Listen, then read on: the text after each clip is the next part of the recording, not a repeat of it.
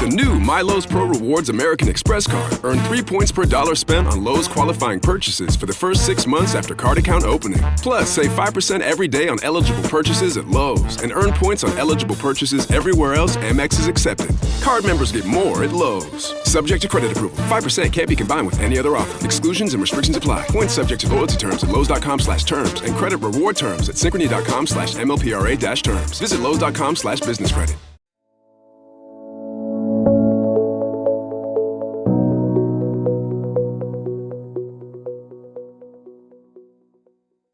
Welcome back. In the previous episode, I talked about AI initiatives and why they create such a difficult portfolio problem. Not because AI is mysterious in some magical sense, but because many organizations are trying to govern a very mixed category of work through frameworks that were built for something more stable and familiar. AI initiatives may be experiments, capability building efforts, local use cases, symbolic bets, or all of those at once. And when governance does not distinguish clearly enough between those forms, the portfolio starts asking the wrong questions. In this episode, I want to move into another structural tension that is becoming increasingly important in IT and digital organizations. It is the tension between projects and products. This is one of those shifts that many people can feel before they can describe it clearly. You hear organizations say they are becoming more product-oriented. They talk about product teams, product ownership, product thinking, platforms, value streams, persistent funding, continuous delivery, and long-lived digital capabilities. They want less stop-start change, less fragmented project churn, and less obsession with temporary scope packages. They want teams that stay with a problem space over time. They want accountability for outcomes, not just delivery. They want to move from episodic change to ongoing evolution. And yet, in many of these same organizations, the portfolio still behaves as though the world is made of projects. That is the core tension I want to explore today. Many organizations now deliver through products, platforms, and long-lived teams, but still govern through project logic. And that mismatch creates a growing strain inside the portfolio. Now, before going further, it is worth saying that projects are not somehow obsolete. Projects still matter. Many kinds of work are appropriately project-shaped. They have a bounded purpose, a limited time frame, a definable outcome, and a governance structure suited to that. A system replacement may be a project. A regulatory implementation may be a project. A migration effort may be a project. A specific rollout may be a project. There is nothing wrong with that. The issue is not that projects are bad. The issue is that organizations increasingly have important digital capabilities that do not behave like projects and yet are still being managed as though they should. A product, in the broad sense relevant here, is not just a piece of software sold on a market. Inside organizations, a product may be a digital service, a platform capability, an internal tool, a user-facing service environment, or a shared capability that evolves continuously. The defining feature is not commercial packaging, it is persistence. A product lives beyond a temporary delivery window. It changes through feedback. It has users over time. It accumulates learning. It needs ongoing stewardship. It is not finished in the project sense. It may be improved, maintained, reoriented, extended, and governed across a longer horizon. That sounds sensible enough. But once you take that seriously, a lot of traditional portfolio logic begins to look less stable. Because project portfolios are built around certain assumptions, they assume initiatives can be proposed, evaluated, approved, delivered, and closed. They assume the organization chooses among bounded commitments. They assume funding can be allocated to relatively discrete packages of work. They assume progress is legible through milestones and phases. They assume delivery success can be judged through completion against scope, time, and budget, even if benefits are also discussed. They assume that once the project is done, ownership can often shift elsewhere. Product-oriented work resists many of these assumptions. If a team is responsible for a long-lived digital service, what does it mean for the initiative to be done? If the purpose is continuous improvement based on user feedback, data, operational learning, and changing needs, then the idea of closure becomes less clear. If a platform capability underpins many services and will evolve over several years, what exactly is the portfolio object? If funding is given only in temporary project packets, but the real value comes from persistent team capability and accumulated domain learning, then what is actually being optimized?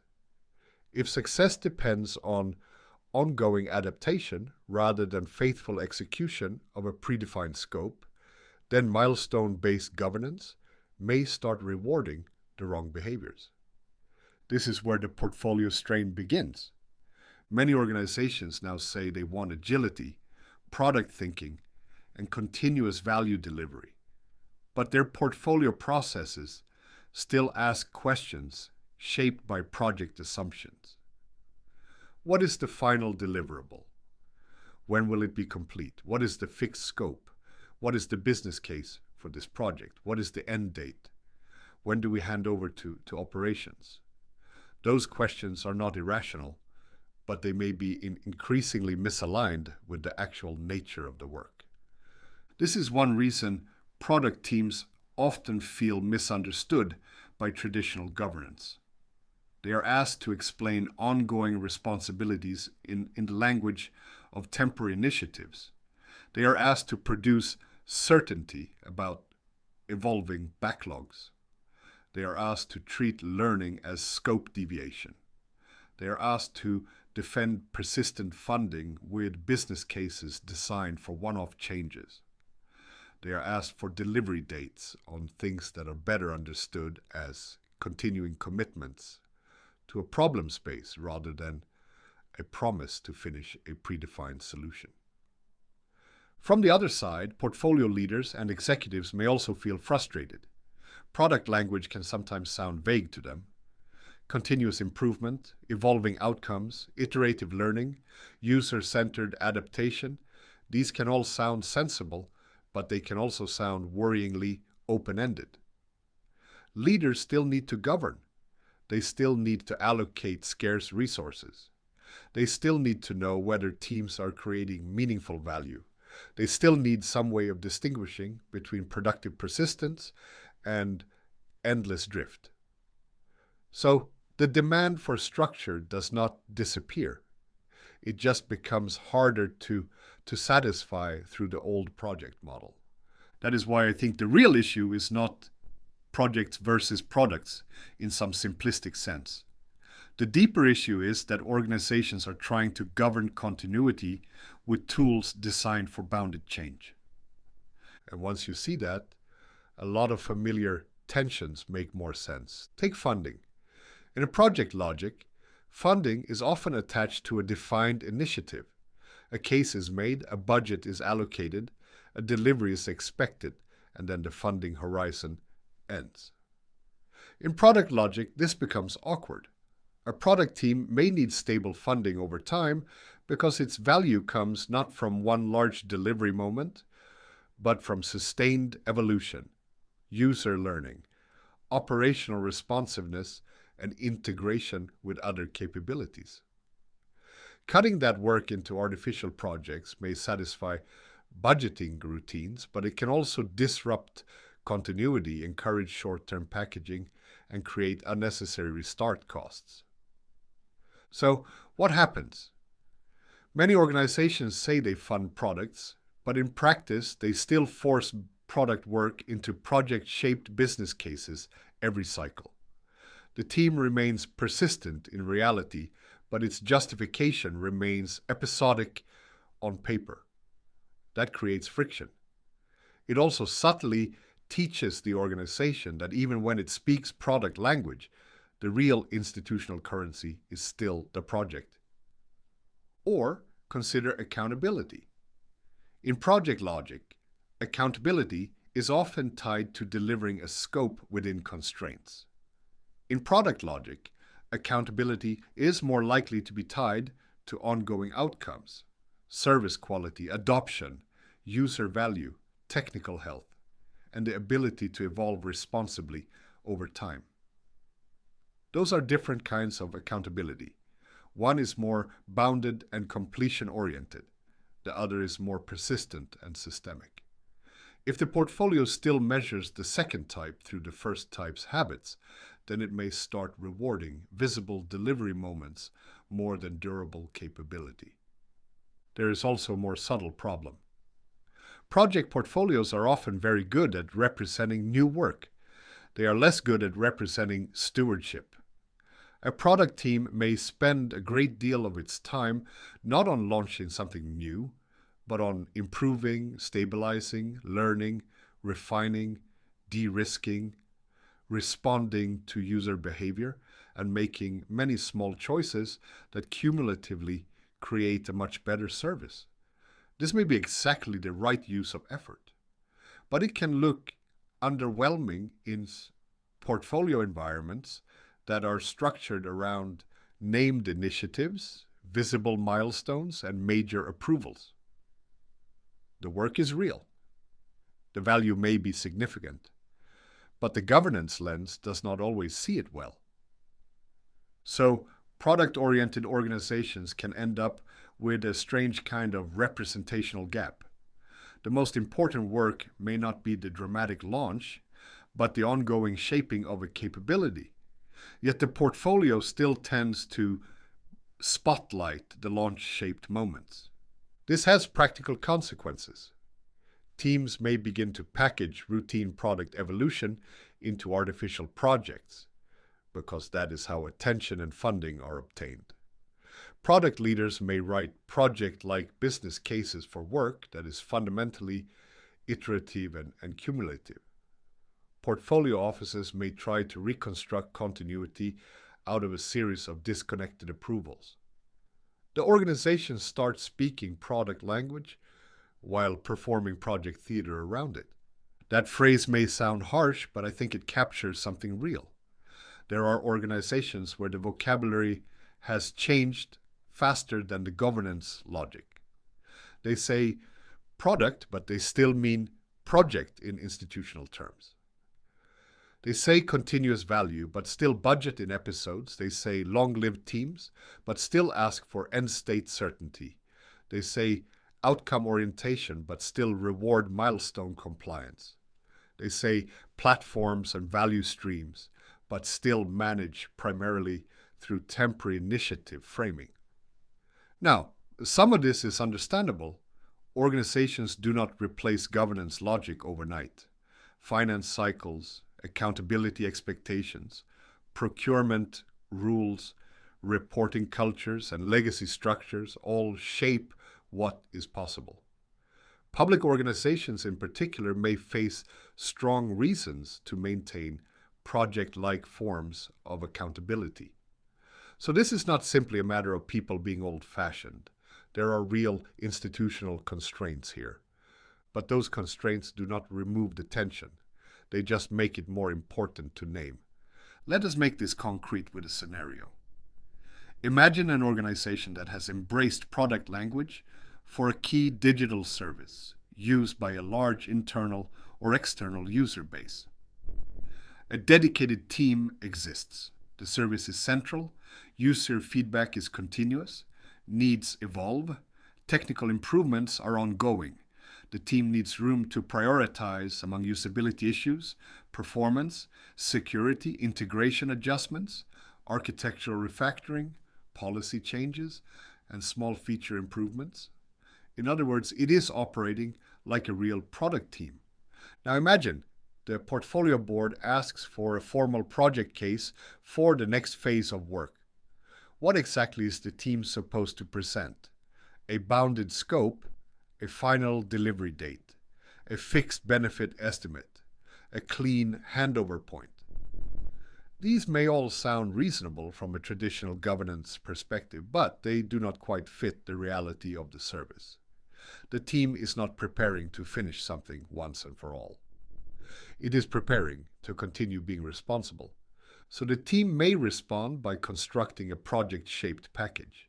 It will define a phase. It will identify delivery horizon. It will describe a coherent bundle of improvements. That can be useful, but it can also be slightly artificial. The package exists partly because the governance system needs an object it knows how to approve. The underlying reality is still continuous. And that is the heart of the issue. The old portfolio model is not necessarily wrong, but it may increasingly be dealing with the wrong unit of analysis.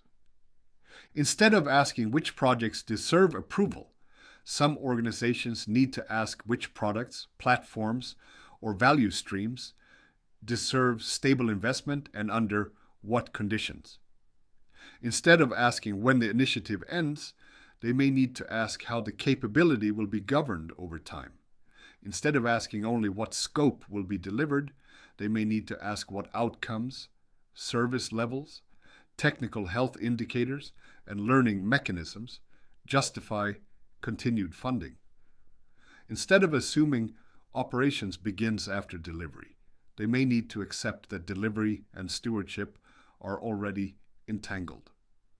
This does not mean there are no boundaries anymore. It does not mean governance dissolves into endless flexibility. That would not be maturity either. Product thinking can become sloppy if it loses decision discipline.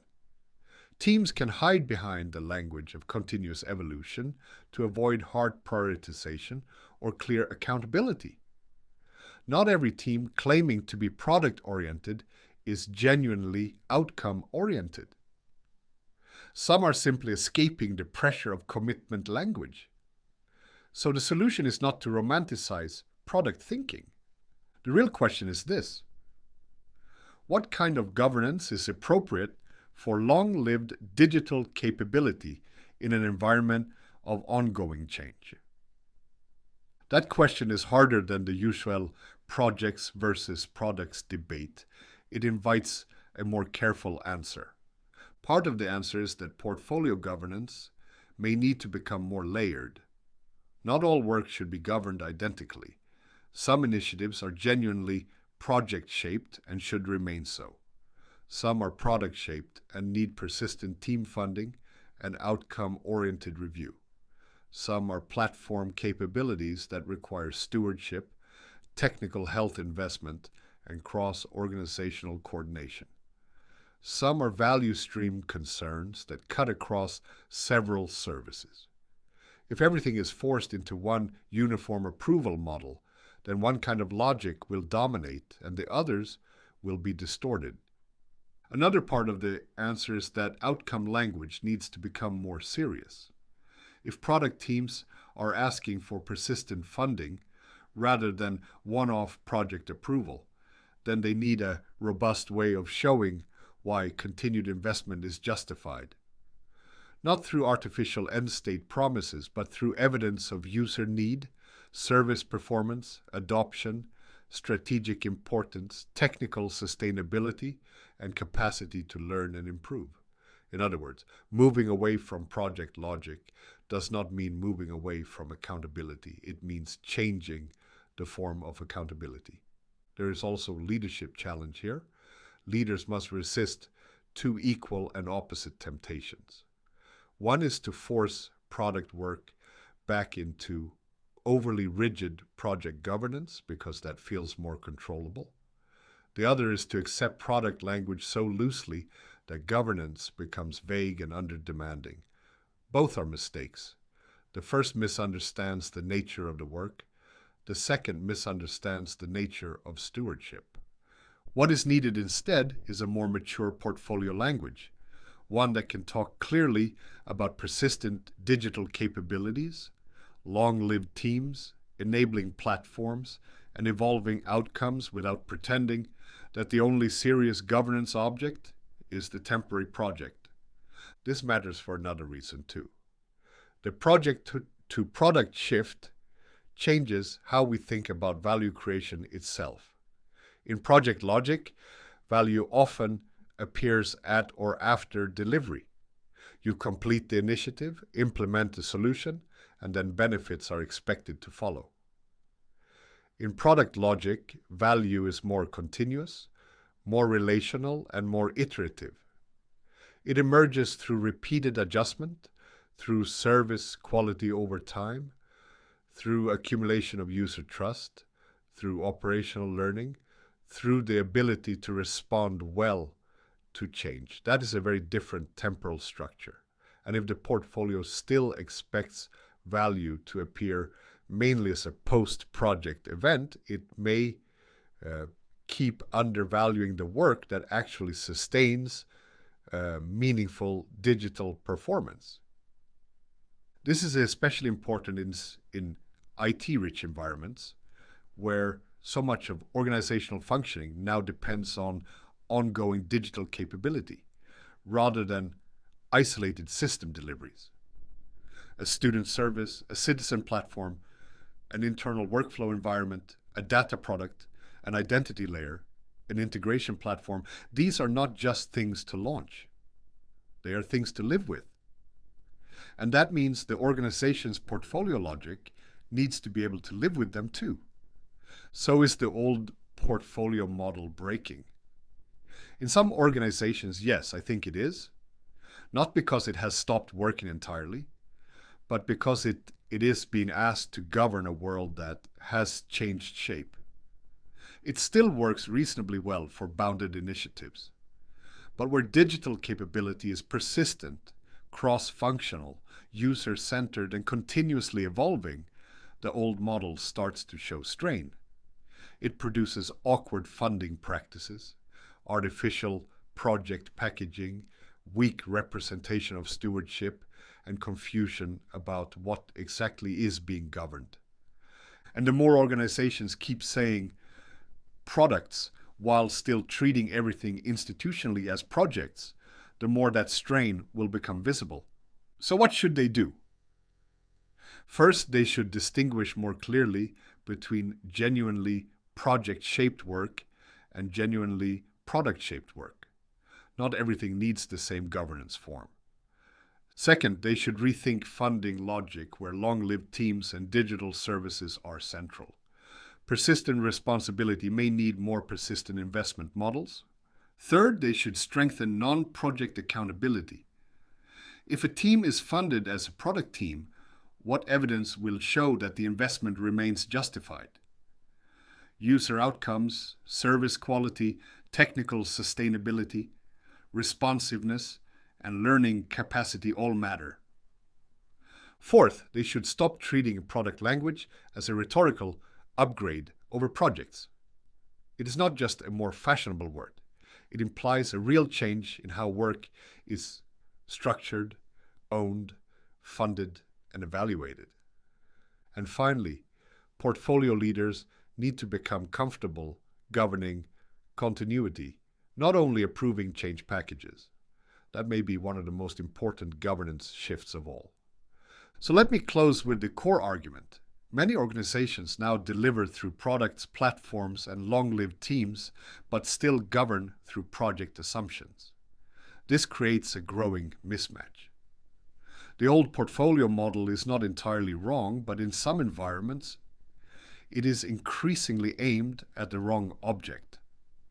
If governance cannot represent persistence, stewardship, and evolving digital capability, it will keep forcing reality into project-shaped containers that only partly fit. A mature portfolio does not abandon projects. It simply learns that not everything important arrives in project form. Thank you for listening.